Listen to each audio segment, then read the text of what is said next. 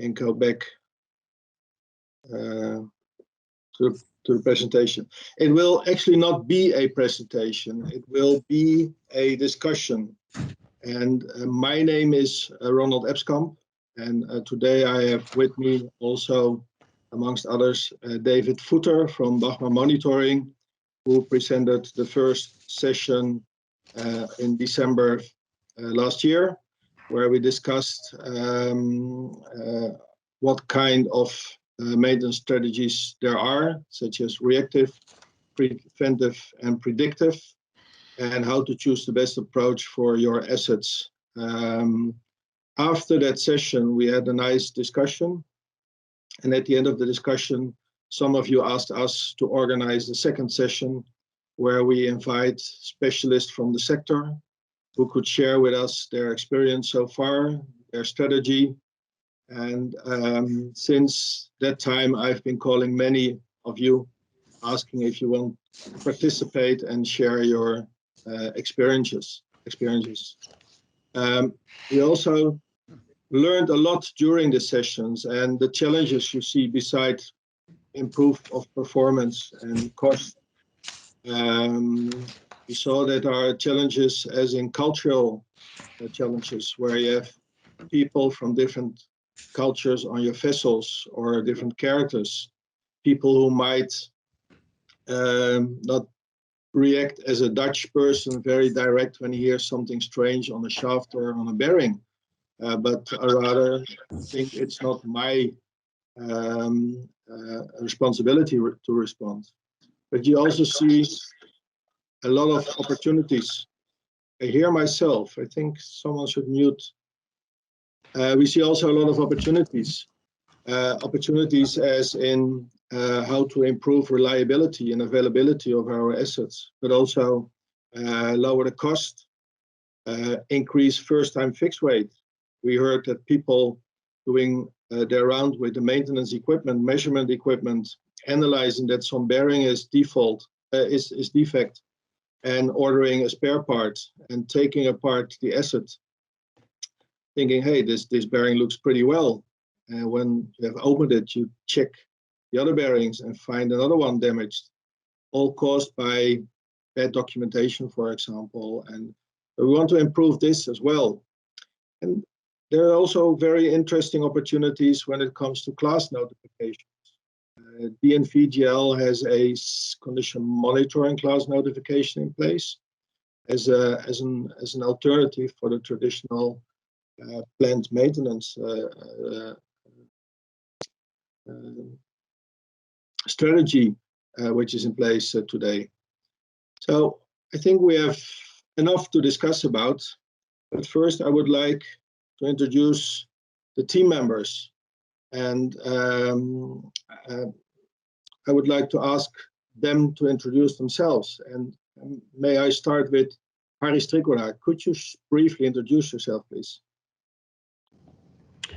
Thank you, Ronald. Yeah, my name is Harry Strikkoda, and for the Dutch people here, I'm living in Urk, so that's rather in the news the last period. I have a background in the Dutch Navy and also in the water sector, waterboard organizations, also service providers for commercial shipping, and now I'm working for Damen Naval. As a proposal manager for the ILS and the services part, so the integrated logistics support and the maintenance services part of our shipbuilding projects. Okay. And in all that functions, I had a relation with condition monitoring. We love to hear from you, your experience later, but is Jan-Willem Janné already here? Not yet. Jan-Willem had an issue with, he was called for emergency, so reactive response. He might join later. So Maarten ten Wolde, can I ask you to introduce yourself? Your microphone is muted, Maarten. Yeah, that's better. Good morning. Perfect. My name is Maarten ten Wolde. I'm the technical manager in Wagenborg Offshore. Already 26 years involved in technical maintenance in Wagenborg, in the Wagenborg group.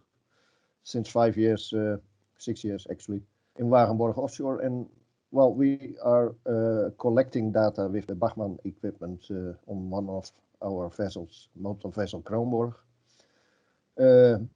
We have some experience with that since 2-3 years, and now we are actually on the step to display the data for the crew, so they have a lifetime, a real time the data available on board. And well, we have some experience. We use the data already for tracing troubles in our systems. That's also very useful. And hopefully in the future we can use the data for predictive maintenance. Okay. If we come back to you later on your strategy on that, are you involved in? Lennard, may I ask you to introduce yourself, please? Good morning, everyone. My name is Lennard Hoffmeijer. I work at Stork, which is an industrial maintenance provider. At Stork, I'm responsible for technology for the mechanical services that we provide. So for on rotating equipment, valves, static equipment, and that also means that within Stork we provide different types of condition-based maintenance services for those different disciplines. So not only for rotating, but also for valves, static, and high voltage equipment. And I learned that you see maintenance as a business model. Exactly. Yeah. Because we are a service provider, it works for us the other way around. Okay, very nice. Daan Biljet. Please. Yes, good morning. Yes. Good morning. Yeah, Daan Biljet. I'm working for Lennard Ship Management as a manager R&D and innovation. And I'm responsible for the equipment roadmap. And in the future, we want to go to autonomous vessel. That doesn't mean without people, but the role of people on board will definitely change. And we want to get to that goal by 8 different change teams within Lennard. And one of them is maintenance management. So in relation to that part, I'm one of the members of this team. Thank you, Daan. Next is Mr. Peschke, or can we say Jörg, as we are used to in the Netherlands? Yes, of course, you can. So Jörg Peschke, I am from MacGregor, what they are responsible for, how to say, digitalization per se, which basically includes connectivity and condition monitoring systems we provide to our customers. Driving that into the market since 2-3 years with, how to say, a bunch of forework being done in the past, of course.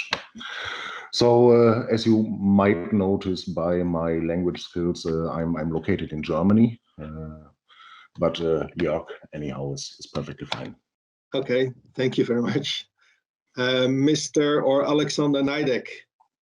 Yeah, good morning from my side. I'm working for 8 years at Shuttle in the service department, performing measurements on the thrusters and also doing the analysis. And I'm responsible for the condition monitoring solutions at Shuttle.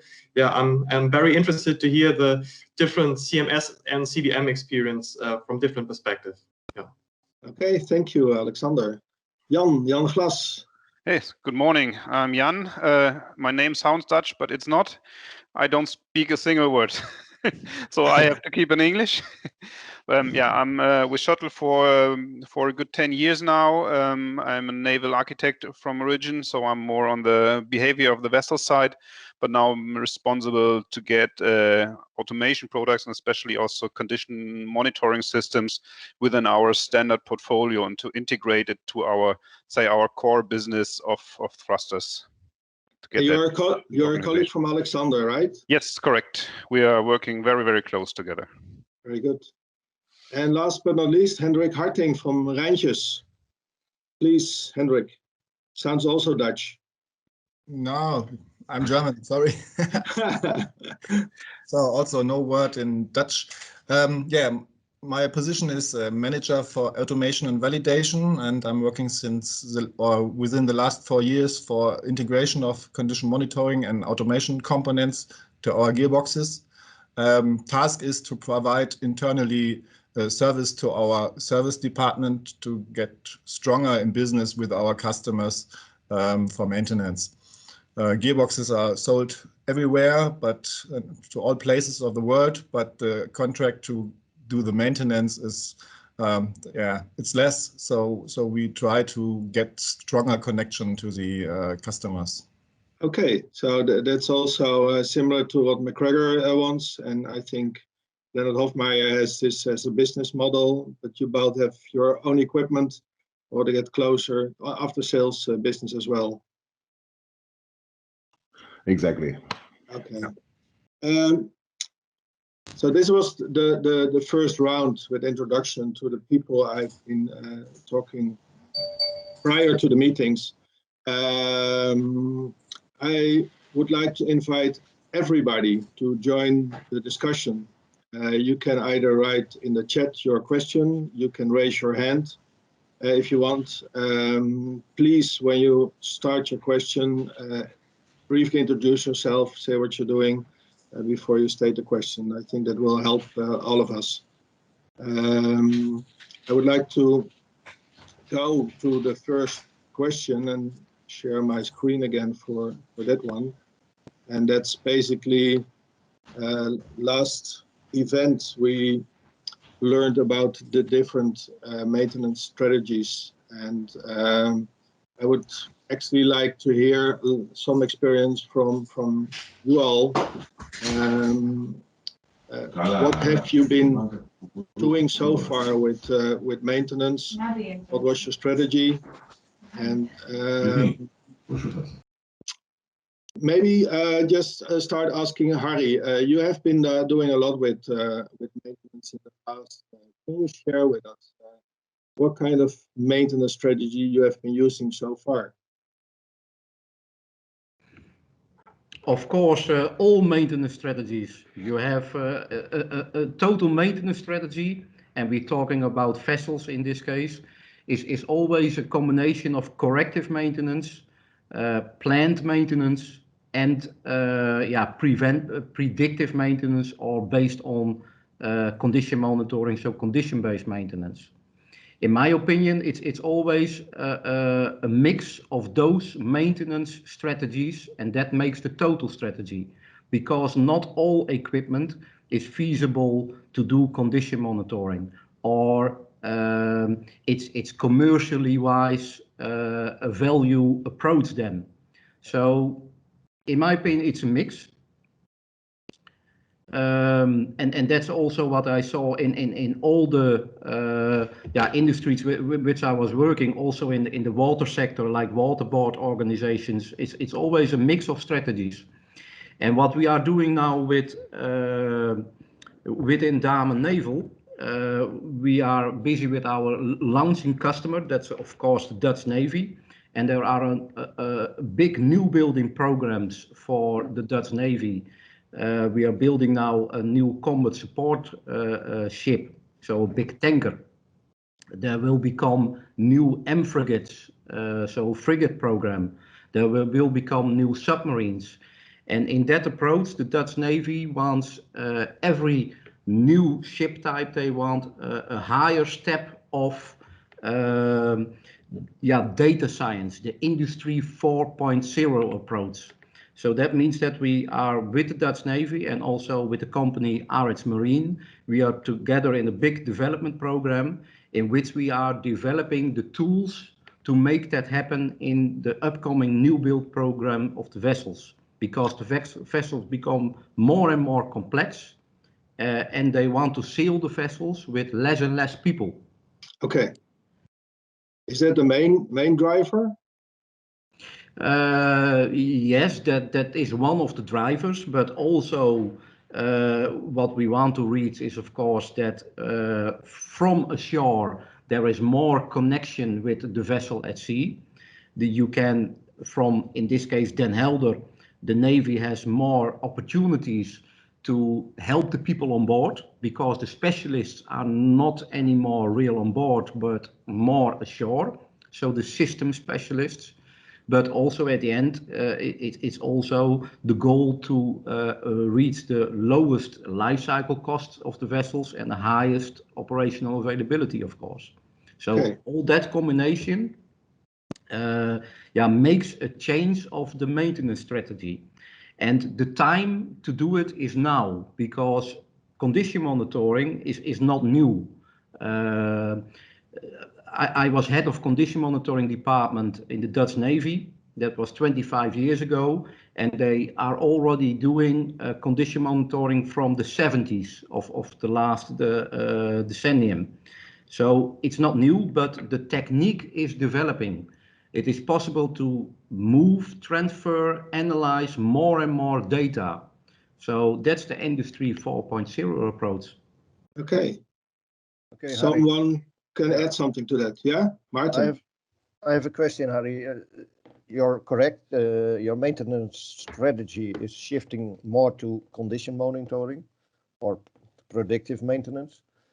But your system, will that be one system integrated over the whole vessel, or do you have monitoring systems per supplier? No, at the end, we want to have one system over the complete vessel. And that means that also in the laydown of the infrastructure on board of a vessel is developing. So every new building program of the Dutch Navy, starting now with the tanker, the M frigates, will have a higher level of integration in the infrastructure, and all the equipment are also with IoT components. And exactly that IoT approach makes that there are a lot of data points, and we are looking now to a frigate, for example. There will be 100,000 IOs on board of the vessel. That means 100,000 data points on board of the vessel. So that is huge. And the infrastructure, also with glass fiber infrastructure on board, that is what we are all developing now. As a supplier of automation, I love this. Yeah, so many IOs. I have a question from David. David, please. Yes, thank you. I was just wondering, when you're talking about designing in, you're talking about the data infrastructure, but is there also design considerations being given so the machines themselves are more maintainable on a condition-based maintenance structure than on a preventive basis? So, I mean, is there redundancy so that you can swap machines out and do maintenance when it's needed rather than on a time basis? Yeah, that are of course considerations, and also what we are doing to our suppliers of equipment on board. The requirements for that suppliers will be higher and higher to put sensors on equipment, to put IoT components on equipment, that we can hang them in the infrastructure on board. So you have to do something with your equipment suppliers, but also in the system design, of course, in case of redundancy of systems, etc. Yeah. Jörg Peschke, he is a system supplier, so maybe he has a question related to that. Exactly. So, you were just discussing, Harry, about the amount of data points on a modern frigate. So, the general approach you are following, is it, all the data handling and all the analysis being carried out on board? Or, is there a kind of collaboration in between different parties, directed to ashore as well? To help out with experience from shore, maybe by your own parties, but as well from the sub-suppliers. So what's the overall idea? Is it going to be a kind of local platform, or do you open to the net in a way? It's a combination of where we are focusing on. That is on the one hand the sensoring and of course the infrastructure, but there will be on board a big data warehouse in which and we are looking now for the possibilities for the data warehousing to put all the data on board of the vessel.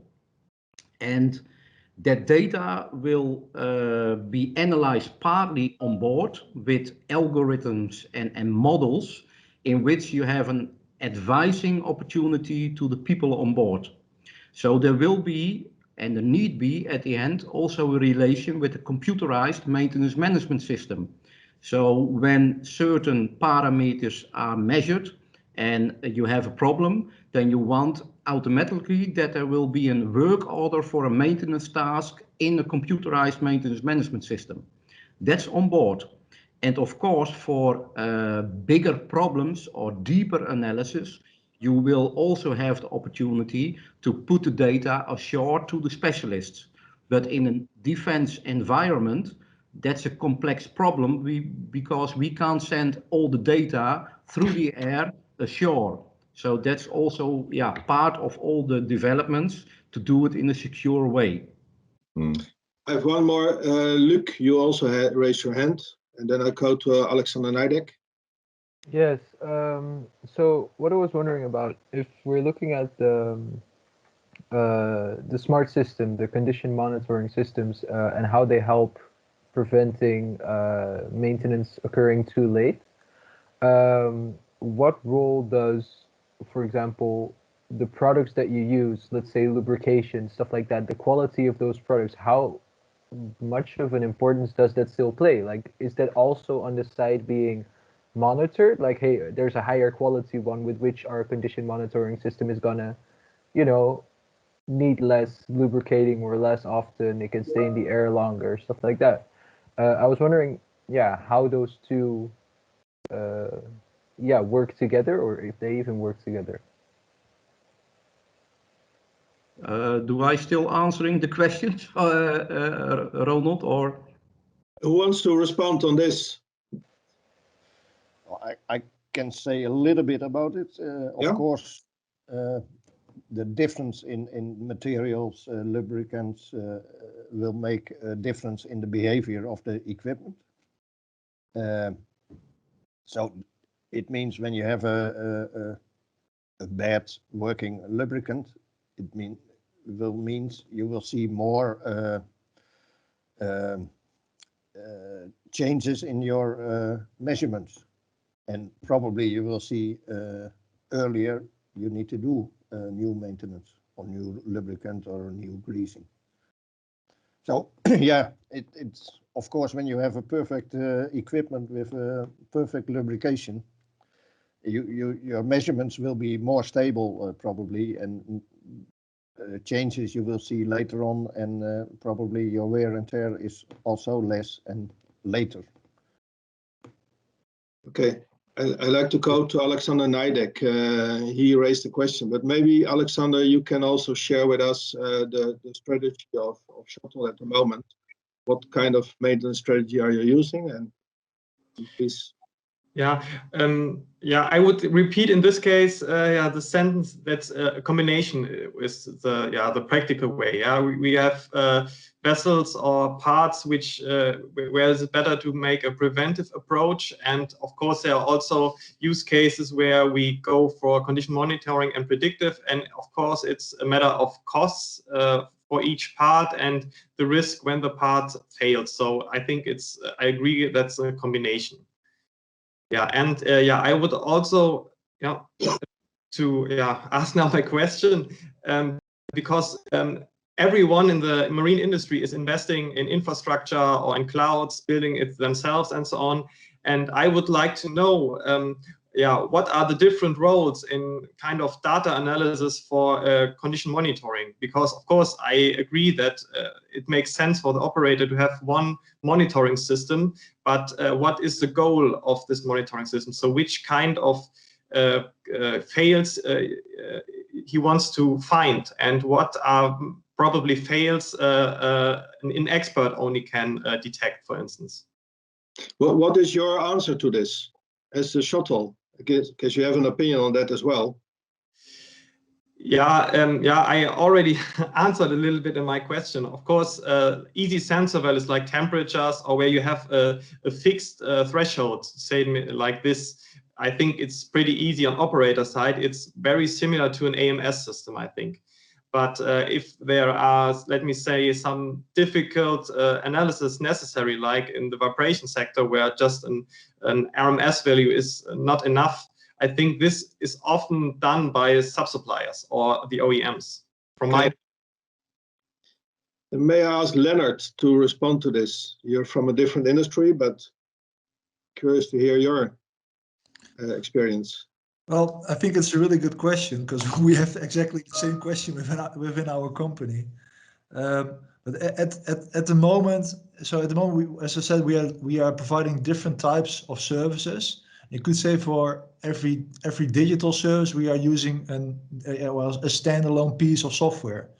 And the things what we are looking for at the moment is to have a piece of software in which we can integrate all those different types of data, so that, for instance, we have an asset at a client, for instance, a pump or a steam turbine, which is more the types of equipment in our case, and then we have all the different maintenance activities that took place on that type of equipment available. But also all the different types of data that we collected for that type of equipment available, and combine it, integrate it, and do a more holistic analysis on that type of equipment. So that's something we are working on at the moment. So when I hear you talking about data, don't you need information? How do you translate data into information? Well, to translate data to information, we call them diagnostic engineers. So for rotating equipment, those are the ISO certified people. But we are also trying to work on having a group of more data analysts that don't have really, you could say that the ISO type. The ISO, what is it, 18346 certified guys, they have a lot of machine knowledge as well, which is really important to say something about the machine. But at the moment, we're also trying to build up a group of people that only have the data analysis knowledge in order to transfer bigger amounts of different types of data to information. Okay. Hendrik, you responded, and please share what are you doing today and so far, and please repeat your question. I think you mean me. Hendrik, yeah? Yeah. So our challenge is to providing the right data and, of course, the information. So currently we are working with remote systems and remote analyzers onshore, but frequency analyzers, as we said, is not the task of employees or the service on board. So RMS value is not enough. So how we can give the right information when we are not connected directly with remote systems.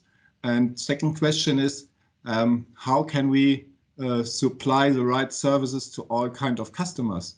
So yes, we are together with Damen and discussing how we can support Damen's superordinated condition monitoring systems, but this is one customer. So what is with Oslo and what are the others? They are all working with their own systems, and we are struggling with different types of kind of information, how we can provide them.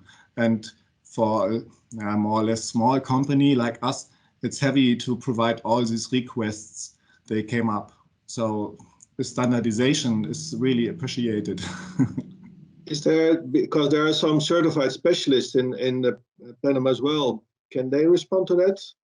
Alexander Neideck, he's certified, and David Footer has a certification as a bind trainer. Can you reply to, is there a standard? Yeah, it depends what we're talking about. I think there are a few, let me say, data standards coming. I'm not saying that there's the only one, but I know different big OEMs or buses advertise certain ISO norms, but not a marine-wide standard at the moment. But I think the question arises: are we talking about data or information? Yeah, if when we are talking about condition monitoring, it would be enough to just deliver the alarm. Something has to be done, and not the spectrum data. Yeah, so we have to talk about data or information at the end. Yeah. David, can you respond to that as well? Yes, yeah, I would agree. There's no current standards on data formats. There's various industry ones that are used, but I would very much emphasize the point about information delivery. So somebody who's trained to one of the ISO categories will be able to do the analysis on the more complex data and provide the information.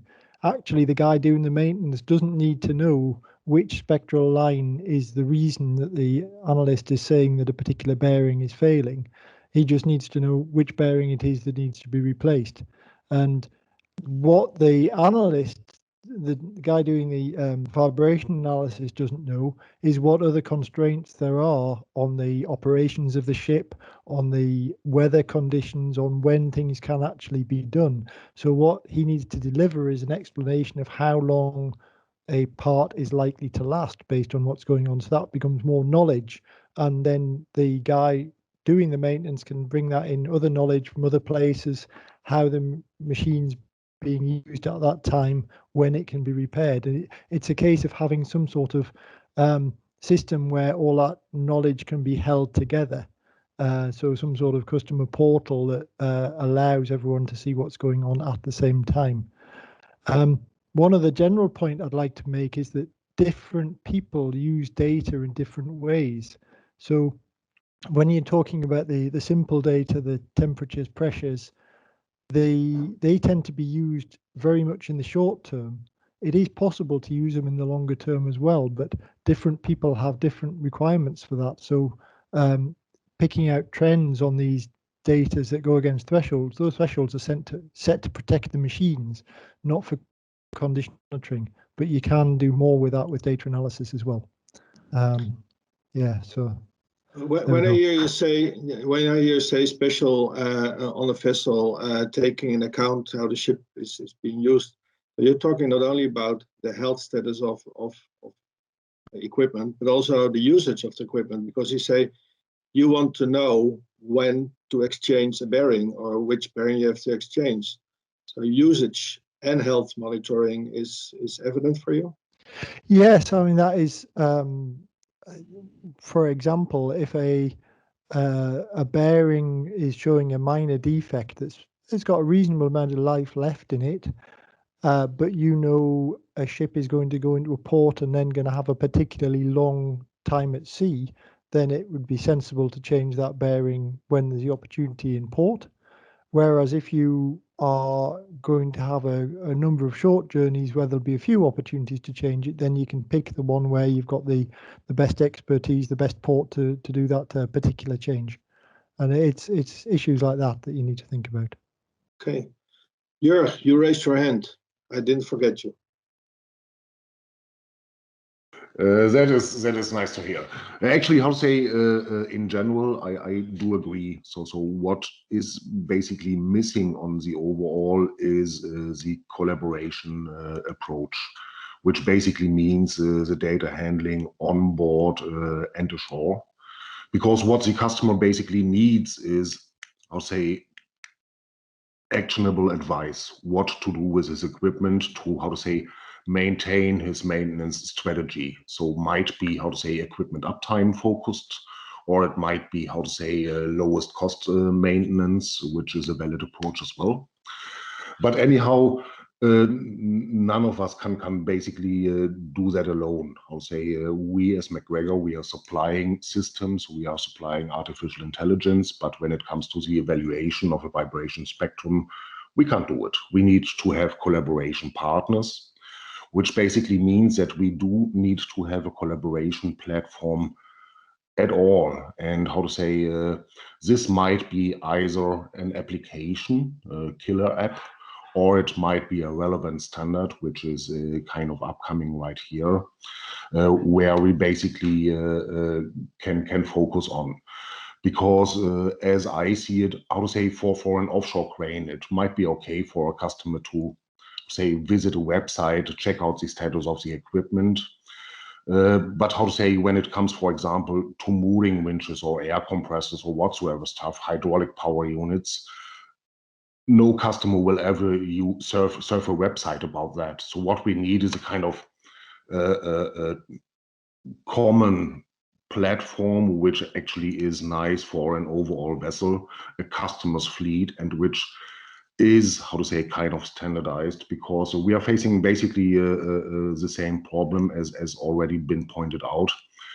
When applying our solutions, we need to be, say, very open with respect to communication interfaces, the communication data points, the data protocols. It's a real pain, and it's for sub-suppliers is a kind of major investment that this kind of platform is basically missing. So we are going for countermeasures, but not for solutions right now, unfortunately.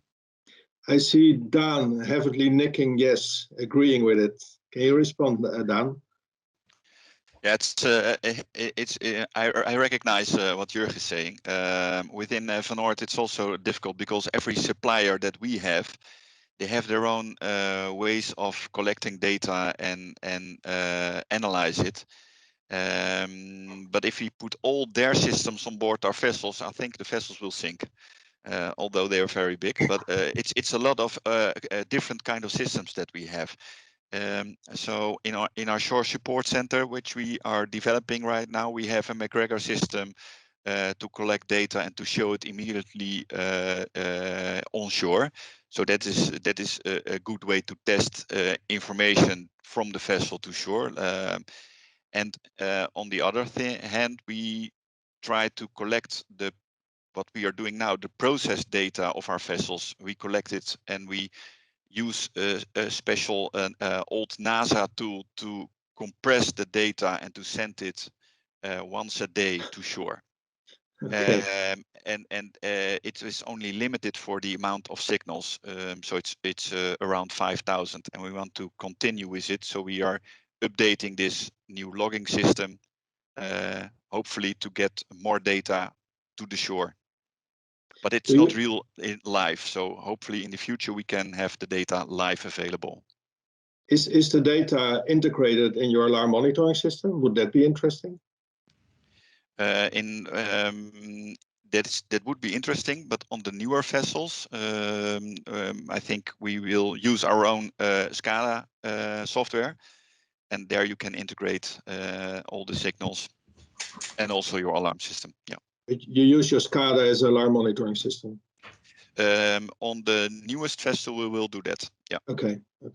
So how can you make sure that when using a tool from NASA, that the data is coming to shore and not going to the moon? Well, it's only the technique that we use. So it's a compression tool that they engineered when they first go to the moon, because they also have limited bandwidth, and we have the same on board vessels, although now it's more it's a little bit more. So we use the same techniques. Okay. Harry, you raised your hand. You have a question. Not a question about the integral approach of data.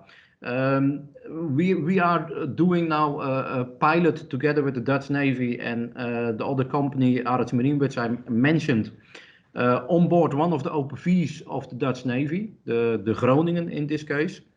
And we use the data which is already on board of the vessel, because a lot of parameters are already measured in the, we call that the IPMS, the Integrated Platform Management System, so the alarm and monitoring system, the Integrated Bridge Management System. All kind of data is already used there, but for alarm and monitoring. it's not stored, it's not used for condition monitoring. And what we are trying to do now is to put that data in a data warehouse on board of the vessel and use that data also for condition monitoring. Add it with additional measurements like vibration measurements, flow sensors, peak pressure measurements on engines. That are additional measurement systems which we installed on board of the vessel, and all that data will also be logged in the data warehouse. But probably you have to do some pre-work on the vibration analysis data. A time signal of vibration analysis, you can't put into a data warehouse. You have to do the Fourier transformation. So maybe you do the pre-work on the vibration data outside the data warehouse and put only the peak levels of certain components in the data warehouse. And that's what we are investigating now. Okay. Maybe a question to that. So how to say, you're talking about a data warehouse. So this on that vessel would be open for, say, third parties as well doing the data analysis, or how to say, is it a kind of closed approach? Yeah, that's of course a question that you have to discuss that with the owner of the data, and that's in this case, that's the Dutch Navy. Also Van Oort is the owner of the data. Also the ship owner is the owner of the data. And if they agree that the supplier can also use that data for analysis, or they need the support of the supplier for the analysis, yeah, it should be possible. And of course, we as OEMer of the vessels also want to have that data because we can learn of it and improve the design of our vessels. Maarten, you want to respond as well? Yeah, actually, I think there are two ways to work with the data. On the moment we are working, or we start working together with MSA to visualize the data and store the data on board from our Bachmann data collection.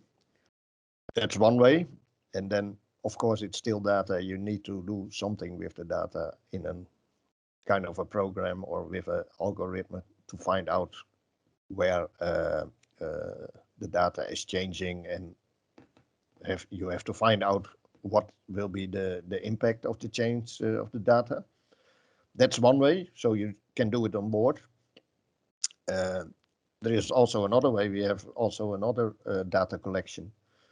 It's a high frequent measurement of current and voltage of electromotors.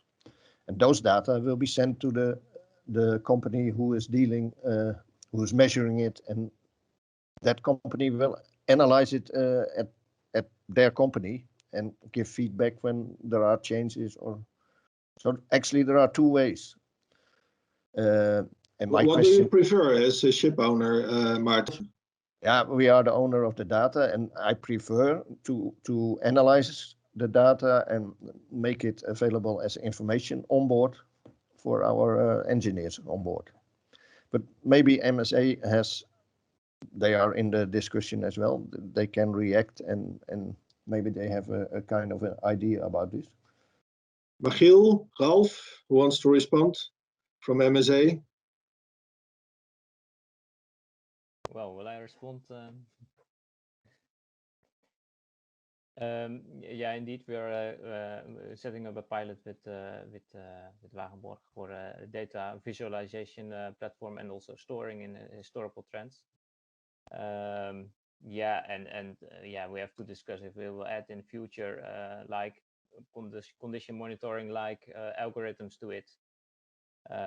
Yeah, but that's of course well, there are a lot of flavors in. So at the moment we are currently only looking to trend data. So that's the current status. And I think Alexander Neideck, and he raised the question if the intelligence or the analytics should be created on the platform directly or on another system. Alexander, can you please, where are you? Yeah. My question goes in this direction because yeah, we are talking about clouds and we are talking about big data, so a lot amount of data, and you need bandwidth and so on. And I would like to know the opinion regarding pre-processing directly on the vessel or analyzing and creating value later on a platform or cloud. What is the opinion of yeah, the plenum here? Who wants to respond to that? I can do it. So how to say? Of course, I'm not an end customer, but anyhow, how to say? We have invested quite a lot into edge computing, allowing how to say for analysis of the data on board, for the simple reason that the bandwidth of the communication systems are not allowing for how to say the overall amount of data to be transferred. So for the process data, this is already a challenge, but when it comes along with real-time measurements of vibrations, noise, or whatsoever stuff, in my point of view, there is no alternative to, how to say, the pre-processing on board and making KPIs available, how to say, on the onboard data warehouse or whatever you call it, and then, how to say, transfer results of the analysis to shore, if at all. David, you want to respond as well to that? Yes, the first point is that, yeah, we can see the requirement for the edge computing and doing the calculations on board the device, and that's how the Bachmann system already works. There's also in the Bachmann portfolio, the electrical monitoring modules that also do similar sort of edge computing and provide the visualization directly within the automation system. But then there is the consideration against the timescales.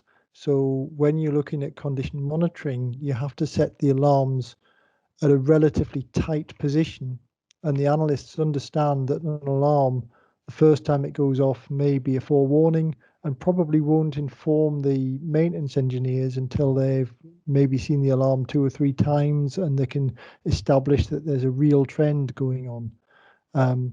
This has always been a challenge for condition monitoring, because when you give the data to people who are used to having to respond to alarms in real time, they begin to ignore the alarms from the condition monitoring system because it's something that only needs to be thought about over the next few weeks or months. And there is a very big difference in the mindset between there's an alarm gone off, something's too hot, I've got to turn the duty down on that machine to protect it, and there's an alarm got off, I need to investigate and see how many weeks time I need to change that bearing. And that difference does provide quite a challenge. But there are certain indicators that we can derive from the data and put through into the control system. But that's more of a protection issue than a condition monitoring issue, and it's important to balance between the two. Thank you, David. Jan, you want to share your opinion from the OEM side of you? Yes, yeah, we have this. We've had this discussion here now about having so many devices on board that the vessel will sink, and we are supplying one of these devices. And I see that this is a problem, of course, and I guess that most of the OEMs do not provide the edge device because you get rich out of it.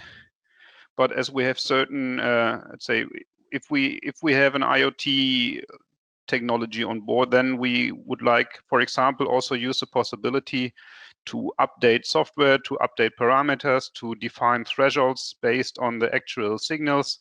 And it's a very interactive way.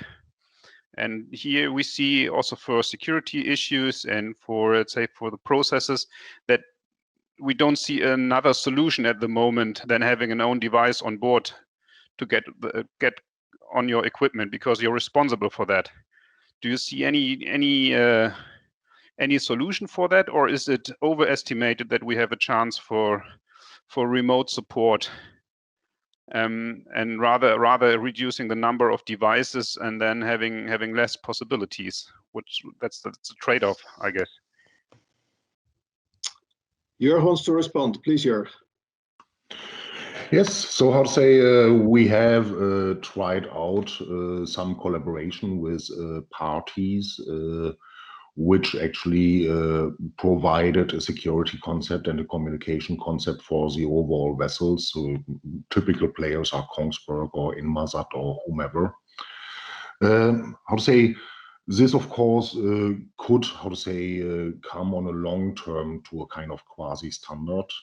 But for us as an equipment and service provider, say at this very moment, it is hard work. You need to invest right there, because if those people are, or if those parties are responsible for the security and the data flow, they actually, say, tie you to specific device management and access mechanisms, say, demand certain kinds of protocols.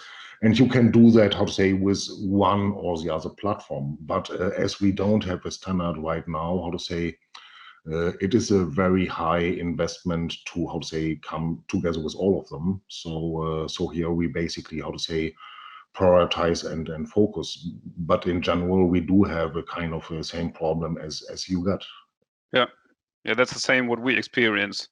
They said, yeah, so many standards, so many different platforms. Of course, some are our direct competitors who are doing that. It's also not so nice.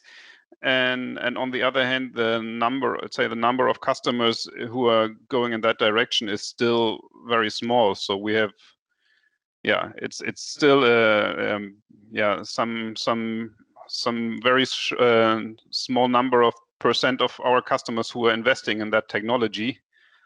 So the number of devices is small, and you're not getting rich with it. Huh?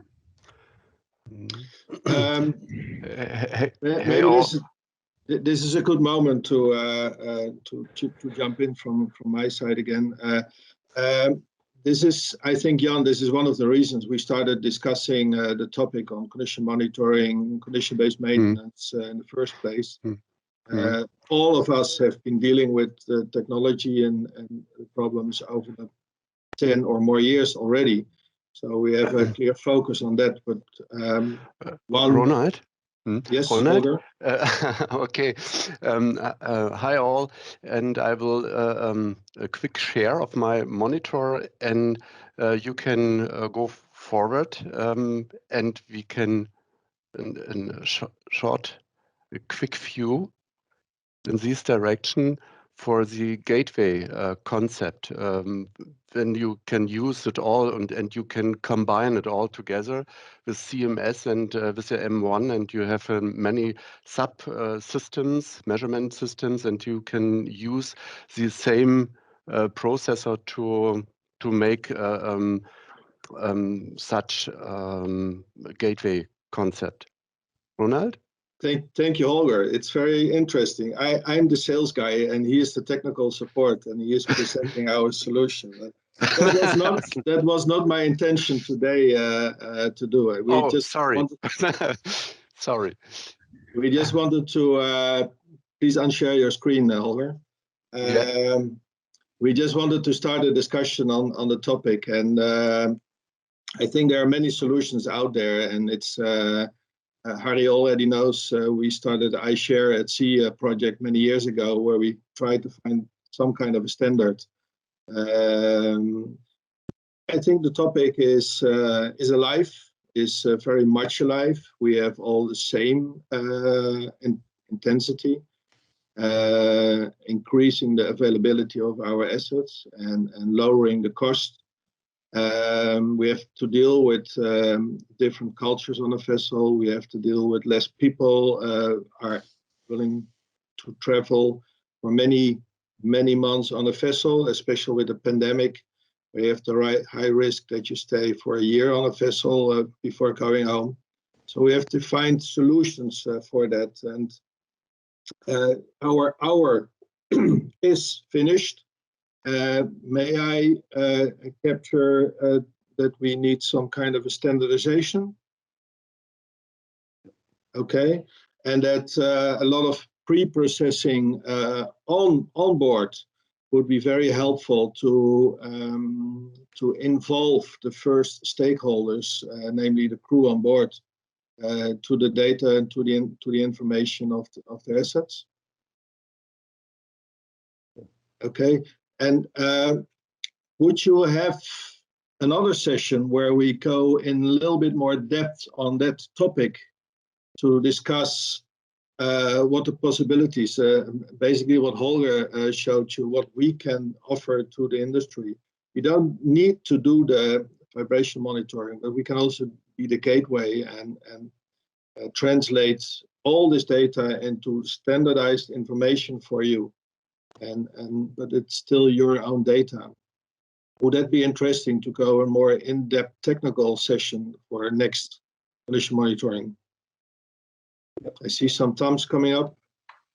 Very nice, very nice. So before we close, I would like to ask you, we will keep you informed and we will keep you updated in our group on LISA. For those who haven't joined us, please join the LISA group and we will keep you posted. I will start preparing a next meeting on this topic. I have one last question before I want to close. Would it be interesting to organize some kind of a training program, let's say 3 or 4 training sessions on condition monitoring, not maybe for you, but for your people on the LISA platform as well? Just an hour, 2-hour training session, what it is, what we can do, what's being offered. Martin? Yeah, I think that's good. That's also for the acceptance of our crew on board, and because they're still looking at it as a big brother is watching you. Yeah. So it's good for the engineers on board how to learn how to deal with the data and the information. Anyone else? See nicking. So a training session with some training set up. So we have some work to do, David. So the hour is gone. That doesn't mean you have to go, but I want to thank at least the people who want to go and join us today. Not with a traditional bottle of wine, but I want to thank you all with something that tastes good as well. And I'm looking forward to see you with our next event on condition monitoring or any other topic we like to share with you on LISA. Thank you all for joining.